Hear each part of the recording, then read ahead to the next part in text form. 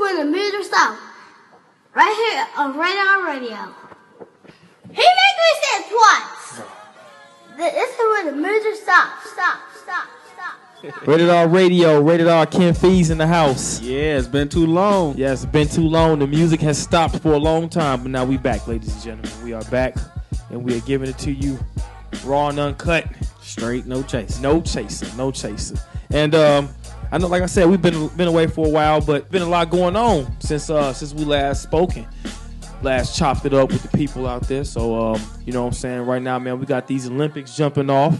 Only thing I've been following was basketball. Ever since 92, 96, 2000, 2004, 2008, 2012, and then this year, just followed the basketball. But ever since like 08, man, the track and field, well, you know, track and field always been that, thing too, man. With Michael Johnson and all them back in the day, and Carl Lewis. But for the most part, man, Usain Bolt been taking over, it's been insane. Been insane, Bolt, man. He the Michael Jordan. He's been the Michael Jordan of the track and field thing lately. Out there breezing. Yeah, breezing, boys. And then you got the ladies, man.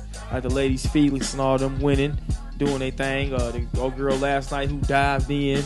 By any means, I'm out here. That's what it's about, man. It's about diving in that finish line. When you almost at the finish, you don't slow up. You dive in.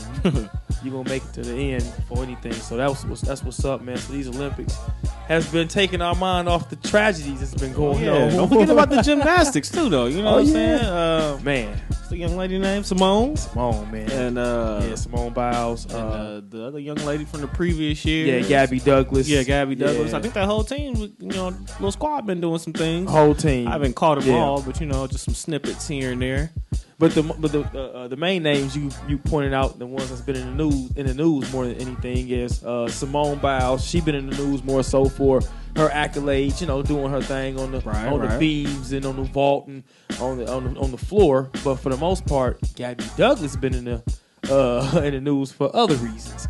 What's those reasons? Years ago, she was in the news for her hair, her edges. And I guess she's back in the news this year for her edges and for not putting her hand over her heart. Like, bruh. You know what I'm saying? It's like, realistically, how you gonna go in on this young lady's hair?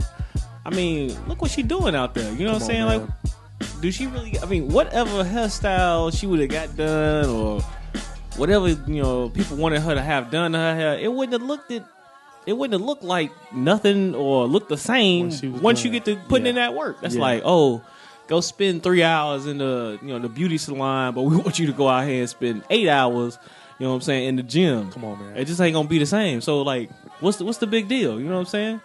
Just let it go. She doing something that probably 90%, 95% of people petty. 95% of the people you know what I'm saying, can't do. You know what I'm saying? So why are you focusing on her hair or, even the fact that she didn't put her hand over her heart during the national anthem? Yeah, man. To be honest with you, I want to be all the way honest with you. Probably a lot of us just do it because of, that's what everybody do. Put your hand over your heart. Yeah. You know what I'm saying? But what does it really mean? Putting your hand over your heart. Is by not putting your hand over your heart, is that a sign of disrespect? I don't know. Was she standing up during the national anthem? She was standing up. She was on the podium. I believe she was singing it. She looked very proud. She explained that she was taught to stand straight forward, stand at attention while the national anthem was going on, and sing it. She wasn't taught to stand there and hold it over her hand over her heart or anything like that. Right. So, exactly. Man. You know what I'm saying?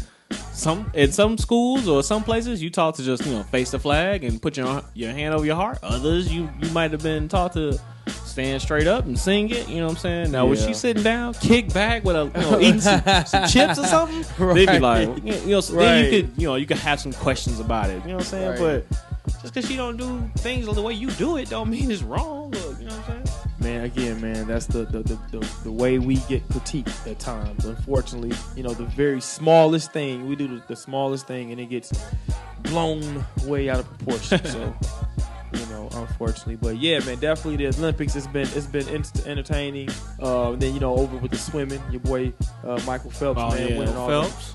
All them, what is he on, 23? Yeah, I believe he won like 23 golds, 23 personal. He won 23 golds, and then he got like 28 or 27, 28 medals overall because he got a silver recently on his last peak. So yeah, man, the Olympics definitely has been interesting. All the storylines in it. It's been a lot of record-breaking moments going on. A lot of people breaking records. A guy from South Africa just broke one the other day in the 100-meter run. I think Usain was what he won 3 200 3 I want to say it was 3 200-meter joints in a row. Yep, and I don't think anyone had ever won 2 in a row. So wow. So win 3 in a row. He out there blowing it out the water. You know what I'm saying? Oh, another Simone. Simone's been doing it big. She got one of the first black women to gold medal while swimming. That was definitely a big accomplishment, and it was a big accomplishment for a couple of reasons. Back in the day with the stories more so swirling about how black people were not allowed in pools, things like that. And so it's a testament to today's time to where, although we were banned from these areas geographically back in the day, you still had a woman, go out and still look to compete with others. Although it may not have been a lot of African Americans in the pool where she was swimming at, she still chose to go forth and do it with her dream. Go forth with her dream and do it. And I mean, look at her; she's an Olympian now. Right. You know what I'm saying? I think she got a couple medals too. You know what I'm saying? This time around, and that's representation. You know what I'm saying? Yep. I guess some other little girls now looking at it like, maybe that's something I should be interested in, or maybe that's something I can do. You know what I'm saying? And probably starting to work towards it. Yeah, and I realized that the story wasn't that big, when they first when she first did it. They was really centered around Michael Phelps and different things. But yeah, I think her story is definitely impressive and it's interesting. So yeah, this Olympic season has brought about a lot of good storylines, a lot of cool ones. Less racial and more celebratory storylines, so that's always a good thing. Right. But like I said, man, back outside the Olympics, though, back to America, they still over here. What's going popping on? us? They still over here popping us. I don't want to say for no reason, but now the reason is if you even been seen with a gun in your hand, you're a threat. I believe recently a guy in Milwaukee was murdered. He was on the run. And when he jumped out the car, he was trying to run. He's like, man, I don't want no smoke. I'm trying to get away. Trying to get out of But there. I believe he was trying to get away with a gun in his hand. And so when you read the reports, what's funny is when you read the reports on the news, they keep throwing up the fact that they threw up 2 things. The officer who shot him was black. Note that he was black. I want y'all to know he was black. And they also threw up the fact that he had a gun in his hand. Now he had a gun in his hand, and I think they mentioned that it was loaded. He had a loaded gun in his hand, and so those are all of the reasons to fire off and shoot the man, regardless of the fact that he possibly had papers to have that gun, in his hand and whatnot. I mean, was he running towards the police officer? He was running away. He didn't want no smoke. He wanted to get away. That's normally all of us. We don't want no problems with y'all, man. We trying to get away. It's like that dude in Chicago who ran his car to the police officers, jumped out and was trying to get away. They popped him in the back. Popped him as he was running. Some of these things I don't get that's no, that's definitely a sad situation. But some of these things I don't get the logic on. You know what I'm saying? But I guess, I'm not a trained police officer, but if I'm on the chase for somebody, you know what I'm saying, and I see them hop out running away from me with a gun, at what point he'd be like, nah, I'm just going to catch fam again later. I saw what he looked like, you know what I'm saying? We catch him another day. We know who he is. We know who he is. All that good stuff. It's like, nah. Or, because clearly you don't want to run after him if you shot him. Like, oh, they running? They got a gun? I'm just going to shoot him now. Versus I'm gonna run after him and say, "Hey, freeze!" Whatever the protocol is, you know what I'm saying. So I don't get it. You know what I'm saying. I guess that's why I couldn't be a police officer. Because I'd be like, "Oh, me neither." Family took off running. All right, Catch him right, again. 10-17. He's running. He's suspect on foot. He on the go. He's on the go. But I think I'm gonna hop back in the wheel. We Yeah. gonna circle the area. See if you see him. Yeah, you know what I'm saying? But it's probably like I don't know. It probably could be an ego thing. It's like, oh, so and so got away from me. He not getting away from saying? me. Like, you ain't getting away from me. He you know not what I'm getting saying? away. But yeah. He not getting away. There's another case I can't really speak too much on, but I have hearsay. The police was chasing the dude in the car. They were told, you know, bag off the suspect, you know what I'm saying, we gonna get him, but they kept pursuing, you know what I'm saying, suspect kept going, bam, ran into somebody, you know what I'm saying, killed him. Suspect wound up getting caught. He jumped out the car and tried to run. They wound up catching up with him, you know, whatever, but the fact of the matter is that they kept pursuing him. So the suspect killed somebody. The suspect killed somebody. Which is what you would think. He was trying to get away. Is what I would think is like, oh, I'm chasing after so and so. Even if it's just, you know, you chasing after your friend. You know what I'm saying? If you chasing after your friend to catch up with him or her about something, and y'all in a crowded location, and you see it's getting crazy, like, man, at a point we gonna start pushing over people trying to catch, you know what I'm saying, this friend. You know what I'm saying? So you stop. So you be like, man, let me just stop it. You know, let me just stop running. So that would be my thoughts.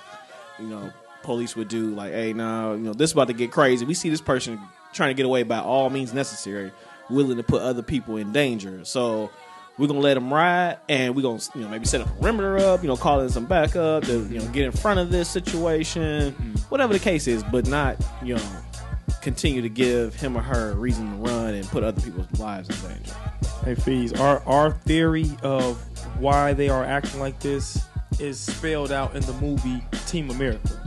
If y'all remember the movie Team America, you know, it was about these policemen who went all around the world to catch bad guys, but they messed up everywhere they went. They destroyed every city they went to just trying to catch some bad guys. And it's just like, man, if they run it, man, just leave it alone. You'll catch them. You'll catch them another day. You'll catch them another time. But it's like, no. Put your other peoples on it. Like, hey, this is who. If you run into them, you know, go ahead and snatch them up. Snatch them up. But no, they'll put their life and everybody else's life around them at risk just to catch that person that's looking to get away. And like you said, you don't know if it's an ego thing or if it's like this just they train to catch by any means necessary or what. Is it, is it required that you use your gun to stop the victim when they're running away? Is it required that you use your car to chase after them in crowded areas, you know, and busy intersections and things like that where other people can get hurt? You know, is it required? That's something to ask, because maybe we don't know. We're saying that they wrong for it, and it's probably within the police protocol to do everything that's possible to catch that criminal, even if it involves destroying the city. So, destroying the city. It's definitely something to think about. So yeah, man, besides the Olympics, man, the crazy things that's been going on here in the U.S., man, we still got good music action that's going on. This is the most I've been hearing about with Joe Buttons in a long time. I'm glad it's finally sizzling down. You know, I'm so glad they finally discussing it, and, you know, he can go back to his life and, you know, settling down. Yeah, it's settling down. So that's been settling down. But you know, the thing here is when stuff like that settle down, it gets boring. Like, there's no storyline in the rap world now. It's just, you know, everybody's sitting around now just waiting for the next thing to pop off, waiting for the next thing to jump off, or because like it's like music has come to the fact that like storylines and plots and tweets and Twitter is what sells the artist. It ain't the music no more. You know what I'm saying? I don't know no artist out there whose music I'm looking forward to hearing. Like, I'm like, man, I'm looking forward to that new. You know, I'm looking forward to that new T.I. CD. You know, I like T.I., but it's like no one's really anticipating or looking forward to a new. I would say, yeah, it really ain't any anticipation anymore. Yeah. I mean, I don't know if it's, you know what I'm saying, because of the, you know, if it ain't, it's because of sales and things like that, where artists are just started like, I'm just gonna drop this joint. You know what I'm saying? Remember when you knew like somebody was working on a CD? You know what I'm saying? I'm like, oh, okay, so and so got a CD coming out in 4 months. You know what I'm saying? Not like you was really waiting for 4 months, but right. You knew like, oh, okay, hold up, another month on Fab or, you know, Wayne or somebody about to drop a CD. So you had a little anticipation as it got a little closer. They might tell you in the interview in January, like, yeah, I'm dropping the first part of the summer. So, you know, you might start thinking like, okay, I'm gonna be looking for this come May, June, you know, that type of deal. But now it's just like, oh yeah, I dropped the project. And then it'd be like, you know what I'm saying? Yeah, it'd be right. It might be in some random locations. You know, whatever the case is, it might not be that easy for you to get it. You know what I'm saying? Like, what if you ain't rocking with the Apple and all the other stuff? Yeah. So then, like, now I got to find some location to go really grab this mug digitally. Or, you know what I'm saying, because they ain't really dropping the physical CD no more. So it's like, that's a good point. And to me, it started back when Jigga Man did that Holy Grail and just dropped it digitally, like around the 4th of July, like 2013. And I'm like, man, for its time, right? Yeah, I'm like, okay. Then Beyonce had dropped that one project. Beyonce had like at midnight around Christmas time that one time, and then Drake dropped his, before you know it was gone or whatever that project, that mixtape was too called. Late. Too late, yeah. If you're just not reading this, it's too late. Something reading like this too late. Like they kind of took away that because those are the. I mean, come on, man. Drake, Beyonce, Jay-Z. Those are three of the top artists, in our just field of music, whether it's R&B or rap. And for them to just take away that anticipation that we have, and then Kanye West, dropping not like suddenly like that, but just dropping exclusively. You like, man, don't take away that anticipation even more. And then you got other artists like J. Cole. He dropped his project overnight. It wasn't no promotion for it, just dropped. And so I guess artists is looking at like, I'm not about to spend money in promotional dollars and letting y'all know to be on the lookout. I'm just about to just release it, and I'm going to see what love I get off the response of me just releasing it. But they don't even versus have to anticipate. Yeah, but they don't even have to, spend any dollars. I mean, because they got followers, whether it's Instagram, Twitter, whatever. Mm-hmm. You know what I'm saying? Half of them don't even really do interviews. So it's like, they could say, oh, I'm dropping a project on this date. But I think it might be more of a fear of like, if I tell you in January I'm dropping a project in May, and in May come, I don't really do numbers, you know what I'm saying? Then I'm looking like, dang, you know what I'm saying? Nobody really checking for me. But if I just drop it out there and I do numbers gradually, like you may would, if I don't do first week good numbers on that first week, and I've been telling you about it since January, that I'm looking stupid. You know what I'm saying? It's kind of like, let's say if you throwing a party.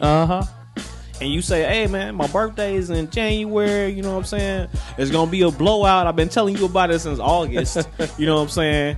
And you come to the party and it's like 8 of us around chilling, playing cards. And like, you told me it was going to be a blowout, fam. You've been telling me this about since August. Like, I've been waiting on this, you know what I'm saying?